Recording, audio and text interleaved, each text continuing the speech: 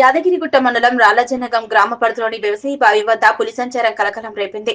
ఈ ఘటనలో పులి దాడి చేసి ఓ దూడను చంపి రక్తం పీల్చినట్లు గ్రామస్తులు తెలిపారు. సమాచారం అందుకున్న వెంటనే తెలంగాణ రాష్ట్ర ప్రభుత్వ విప్ ఆలేరు ఎమ్మెల్యే బీర్ల ఐలయ్య సంఘటన స్థలాన్ని సందర్శించి పరిస్థితి పరిశీలించారు. ఈ సందర్భంగా బాధిత రైతుని ఎమ్మెల్యే ఓదార్చి ప్రభుత్వం తరపున అన్ని విధాల సహాయాలు అందజేస్తామని హామీ ఇచ్చారు. అటవీశాఖ అధికారులతో మాట్లాడి తగిన చర్యలు తీసుకోవాలని సూచించారు. ట్రాప్ కెమెరాలు మరియు డ్రోన్ కెమెరాలతో ప్రత్యేక టీంలను ఏర్పాటు చేసి గుర్తించాలన్నారు. గ్రామస్తులు అప్రమత్తంగా ఉండాలని, పశువులను రాత్రి వేళల్లో సురక్షితంగా ఉంచుకోవాలన్నారు. చీకటి పడేలోపు గ్రామంలోకి రైతులు చేరుకోవాలన్నారు. పులి సంచారం నేపథ్యంలో గ్రామంలో భయాందోళనలు నెలకొనగా అటవీశాఖ చర్యలు తీసుకోవాలన్నారు.